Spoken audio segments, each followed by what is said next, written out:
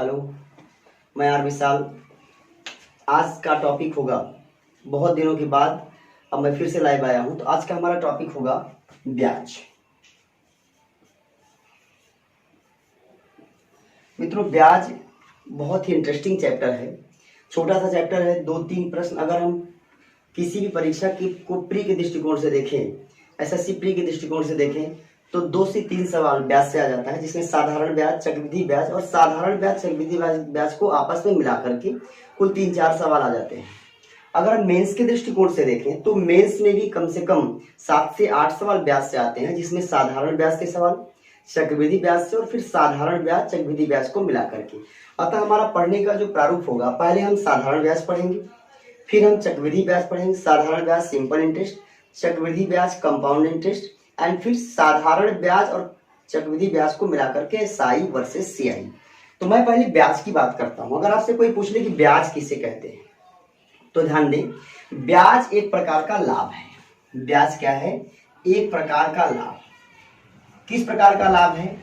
किसी निश्चित धन पर किसी निश्चित दर से एक निश्चित समय में जो लाभ प्राप्त होता है, उसे हम उस धन का क्या बोलते हैं? ब्याज। मैं एक बार फिर से दोहराऊंगा, किसी निश्चित धन पर एक फिक्स अमाउंट हो, किसी निश्चित दर से एक फिक्स रेट हो, किसी निश्चित समय में एक फिक्स टाइम में जो भी प्रॉफिट प्राप्त होता है, वही उस धन का क्या बोला जाता है? ब्याज।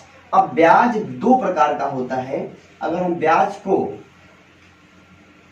बांटें तो 2 प्रकार में बटेगा। एक होगा आपका साधारण ब्याज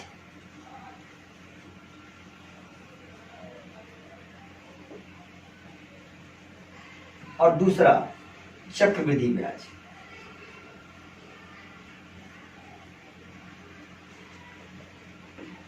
साधारण ब्याज क्या है? साधारण ब्याज किसी निश्चित धन पर साधारण ब्याज की बात करें तो साधारण ब्याज मूल धन पर प्राप्त होने वाला ब्याज है, वहीं पर चक्रवृद्धि ब्याज ब्याज का ब्याज है।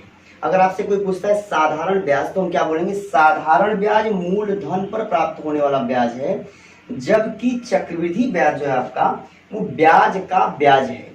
अब ये दोनों इस बात को मैं समझा दूं आपको कि क्या मतलब है मूल धन पर प्राप्त होने वाला ब्याज और दूसरा ब्याज का ब्याज। जैसे मान लीजिए कि कोई व्यक्ति 1000 रुपया, इसको हम मूलधन बोलेंगे। अब सपोज कि इसको 2 तरीके से वो निवेश करता है। पहला तरीका है आपका एसआई बोले तो सिंपल इंटरेस्ट, साधारण ब्याज, और दूसरा आपका सीआई कंपाउंड इंटरेस्ट। मान लिया कि ब्याज की जो दर है वो 10% है, रेट ऑफ इंटरेस्ट कितना है? 10%। प्राइमरी मनी कितना है? 1000 रुपया। तो अगर हम फर्स्ट ईयर की बात करें कि फर्स्ट ईयर में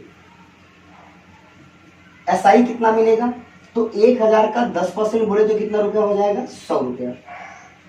अब अगर हम फर्स्ट ईयर में सीआई की बात करें तो ये कितना रुपया होगा? 100 रुपया होगा।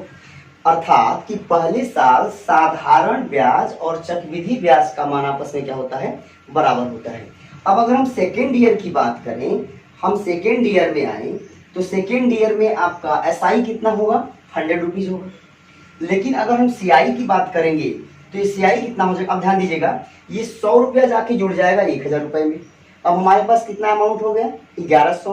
अब 1100 का जब हम 10% निकालेंगे तो 1100 का 10% कितना आएगा? 110। जरा समझने का प्रयास करें।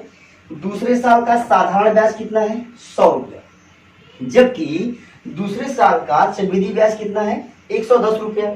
अब इस 110 रुपए में 100 रुपया तो दूसरे साल का साधारण ही है, बढ़ा कितना? 10 रुपया। ये 10 रुपया जो बढ़ा वो किस पर बढ़ा? ये 10 रुपया बढ़ा इस 100 रुपए पर, और ये 100 रुपया है क्या? ब्याज। अतः साधारण ब्याज मूल धन पर प्राप्त होने वाला ब्याज है, जबकि चक्रवृद्धि ब्याज ब्याज का ब्याज है। क्लियर? इसको आपने अगर नोट करना हो तो आप नोट कर सकते हैं वीडियो रोक करके। अब मैं आता हूं साधारण ब्याज पर। साधारण ब्याज से जितना मैं पढ़ाऊंगा मित्रों, मैं पूरे विश्वास के साथ कह सकता हूं, इससे बाहर किसी भी परीक्षा में कोई भी सवाल नहीं आ सकता। अगर आप इसको नोट करके इतना ही पढ़ लेंगे, तब भी कोई भी परीक्षा वनडे टाइप की आप देंगे, उसमें आपका प्रश्न नहीं निकल सकता। अब हम बात करेंगे साधारण ब्याज की।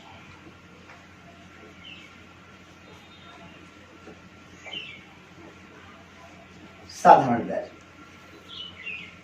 सिंपली समझिए, जैसे मान लीजिए कि कोई व्यक्ति है जो मूलधन को हम लोग किससे डिनोट करेंगे, ध्यान दीजिएगा, मूलधन को हम डिनोट करेंगे पी से, प्राइमरी मनी।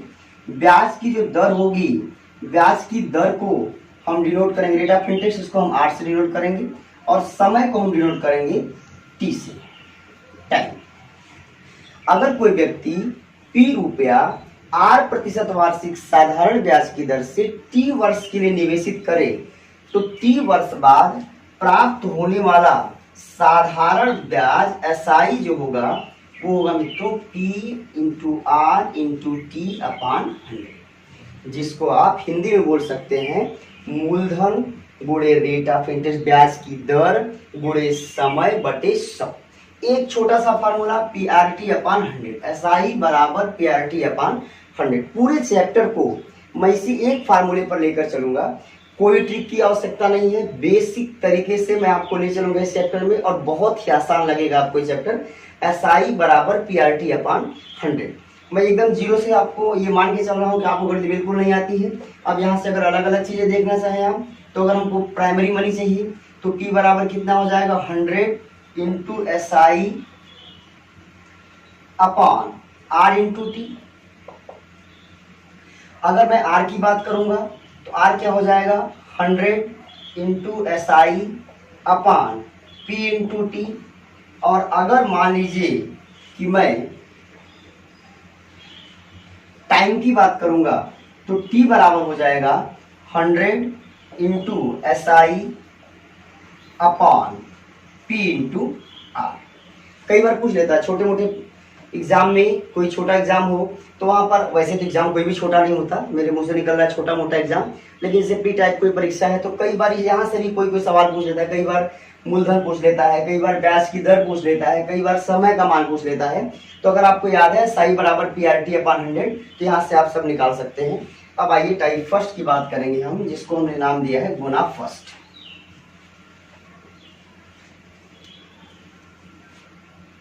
गुना फर्स्ट एक प्रश्न के माध्यम से मैं ये टॉपिक आपको समझाने का प्रयास करूंगा।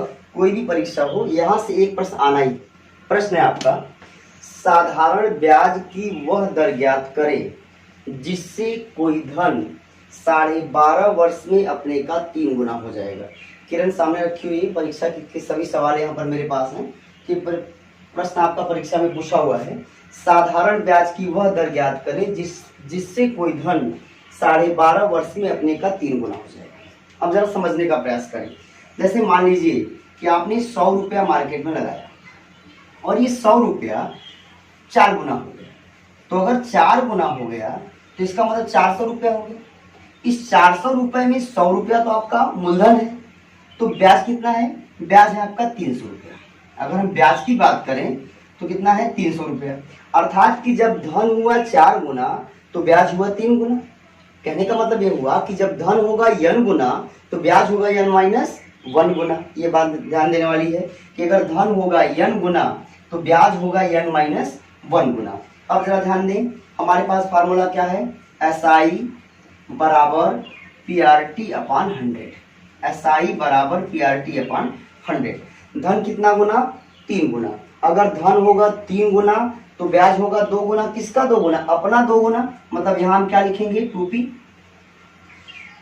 P नहीं पता है, R हमसे पूछ रहा है, T का मान कितना दिया है? 12.5 बटी कितना हो जाएगा? 100। अब देखिए P से P बहुत प्यार से कैंसिल हो गए।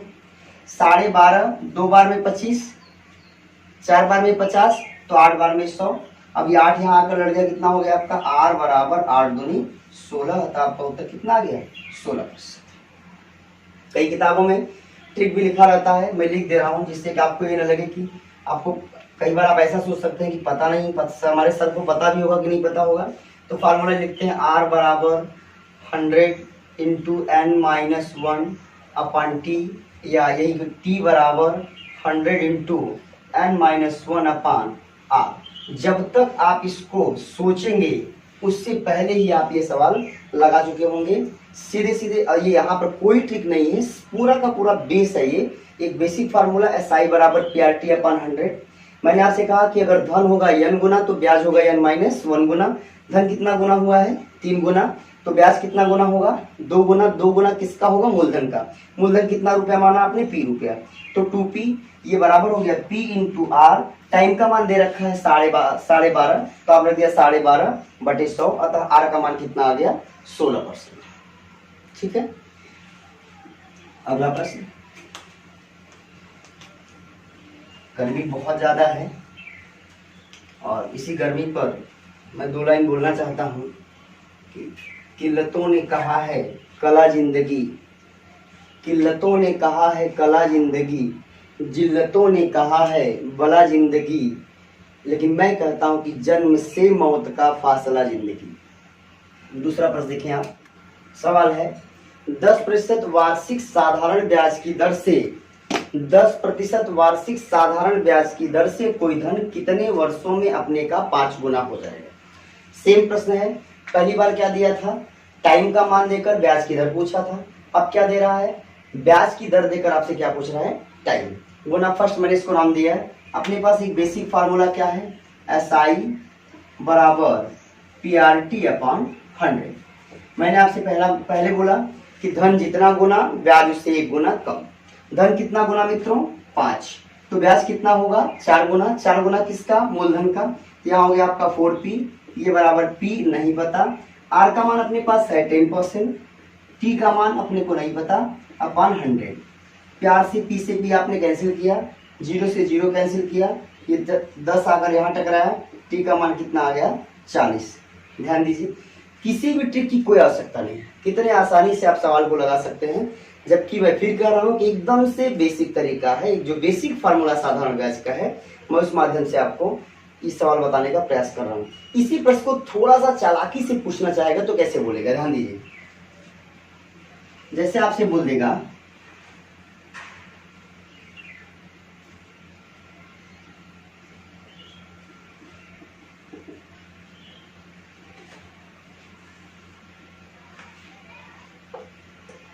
कई बार का पूछा गया प्रश्न है, ये सवाल वही है, थोड़ा सा चेंज किया है, थोड़ी चालाकी से पूछा इसको। 15% वार्षिक साधारण ब्याज की दर से किसी धन का ब्याज कितने वर्षों में मूलधन का 2/5 गुना हो जाएगा। कई बार गलती करता है लड़का, 2/5 में से 1 घटाने का प्रयास करता है। अगर मान लीजिए आपसे ये गलती होती भी है और आप 2/5 से 1 घटाने का प्रयास करेंगे तो माइनस में आ जाएगा मामला। जैसे माइनस में आए तो आपको समझ लेना चाहिए कि यहाँ पर हमको घटाने की कोई जरूरत नहीं है। यहाँ पर सीधे सीधे मूलधन का कितने वर्षों में आपसे क्या क्या दिया है? ब्याज दिया है। ब्याज मूलधन का 2/5 गुना। अपने पास फार्मूला क्या है? SI बराबर PRT/100। मूलधन का 2/5 गुना, हमने यहाँ क्या रखा? 2/5। P बराबर P इंटू R का मान कितना है? 15। T अपने को नहीं पता, अपॉन 100। P से P क्या आपने कर दिया? कैंसिल। ये 20 बार में कैंसिल हो जाएगा, 20 पंजे 100, ये 5 चौक 20, 5 टाइम 15, 4 दूनी 8/3। टाइम का मान कितना आ गया?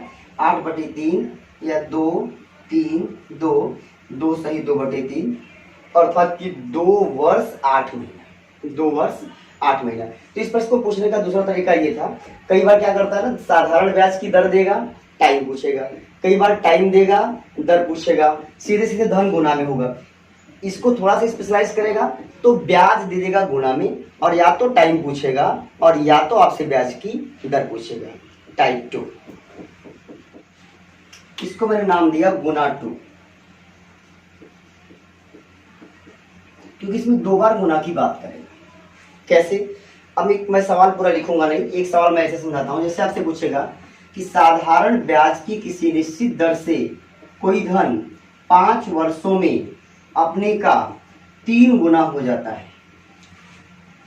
T1 कितना है? 5 वर्ष। N1 कितना है? 3 गुना। आपसे पूछेगा ब्याज की उसी निश्चित दर से वह धन कितने वर्षों में अपने का 5 गुना हो जाएगा। समझने का प्रयास करें, सवाल वही है, साधारण ब्याज की एक कांस्टेंट रेट है जिस पर आपसे कह रहा है कि कोई धन है जो 5 वर्ष में अपने कितना गुना हो गया? 3 गुना। अब आपसे कह रहा है कि आप बताओ कि ब्याज की उसी निश्चित दर से वह धन कितने वर्षों में अपने का 5 गुना हो जाएगा। मित्रों अगर हम टाइप फर्स्ट को कायदे से पढ़ लिए हैं तो इतने भर डेटा से हम आर निकाल सकते हैं। भाई टाइम का मान अपने पास है, गुना का मान अपने पास है, यहाँ से हम क्या कर सकते हैं, 3 गुना है तो बोलेंगे 2p, 2p बराबर p, r अपने पास नहीं है, t अपने पास कितना है 5 बटे 100, p से p क्या हो गया कैंसिल, ये हो गया 20 पंजे 100, 20 दूनी 40, r का मान कितना आ गया 40%। अब ध्यान दीजिए जब अपने पास r का मान पता चल गया और दोबारा t का मान पूछ रहे हैं तो अगर हम यहाँ से t का मान निकालना चाहें तो अगर n2 5 है तो यहाँ कितना हो जाएगा 4p, 4p बराबर p इंटू आर अपने पास कितना है 40 t अपान 100, p से p क्या हो गया कैंसिल, 4 से 4 कैंसिल, 0 से 0 कैंसिल, t का मान कितना आ गया 10। लेकिन इतना भी करने की कोई जरूरत नहीं है, जरा ध्यान से समझिएगा। ये धन कितना गुना हुआ है 3 गुना, तो इस 3 गुना में अगर मैं आपसे पूछूं कि बच्चा ब्याज कितना है तो आप बोलेंगे ब्याज है 2 गुना। सही बात है, अगर धन है 3 गुना तो ब्याज कितना है 2 गुना। अब जरा समझिएगा यहाँ पर धन कितना है 5 गुना, इस 5 गुना में ब्याज कितना है 4 गुना।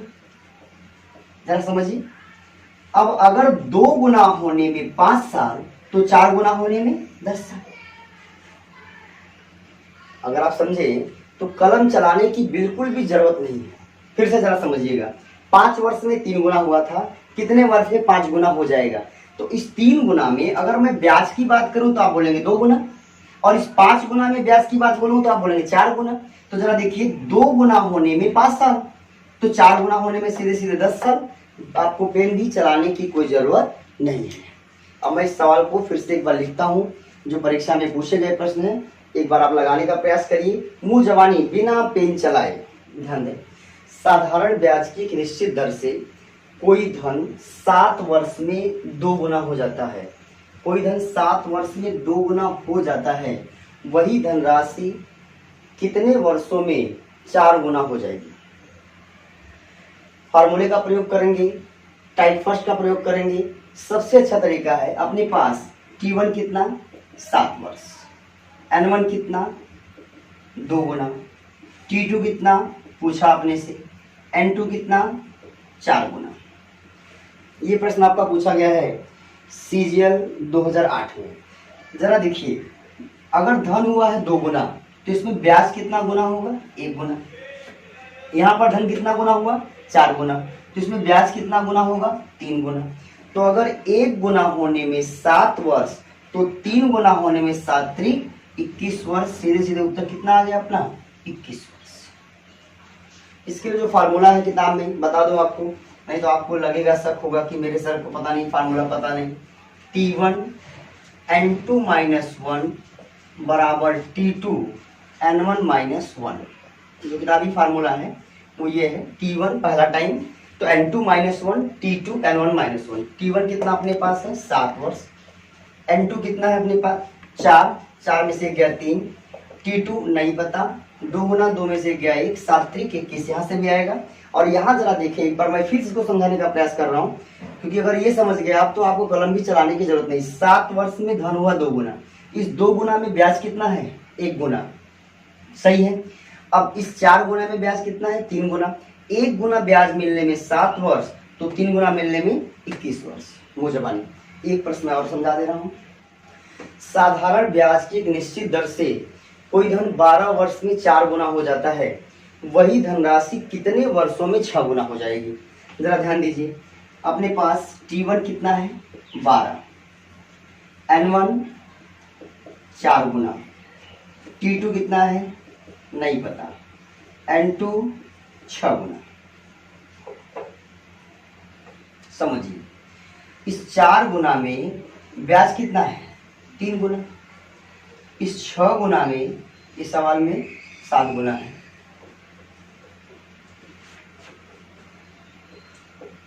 7 गुने में ब्याज कितना है 6 गुना, तो 12 वर्ष में धन हुआ है 4 गुना, कहने का मतलब ब्याज कितना है 3 गुना। यहाँ धन हुआ कितना 7 गुना, मतलब ब्याज कितना है 6 गुना। तो 3 गुना होने में 12 साल, तो 6 गुना होने में डायरेक्ट उत्तर कितना आ गया आपका 24 वर्ष। अतः ऐसे प्रश्नों का टाइप 2 में आने वाले प्रश्नों को आप बिना पेन चलाए सॉल्व कर सकते हैं। ये रहा आपका टाइप 2। अब हम लोग स्टार्ट करेंगे ब्याज में, साधारण ब्याज में टाइप 3। टाइप 3 में कैसे पूछेगा, कोई चेंज नहीं करेगा, बस यहाँ पर साधारण ब्याज की दर और समय की संख्यात्मक मान को आपस में बराबर कर देगा। जैसे एक सवाल के माध्यम से मैं आपको समझाने का प्रयास करता हूँ। आपको लग रहा होगा कि गर्मी बहुत ज़्यादा है, क्योंकि टॉप फ्लोर पे हम लोग वीडियो शूट कर रहे हैं और हमारे कैमरामैन सहयोगी जो हैं वो तो बार बार बाहर ही चले जा रहे हैं। तो एक सवाल के माध्यम से इसको मैं नाम देता हूँ गुना 3।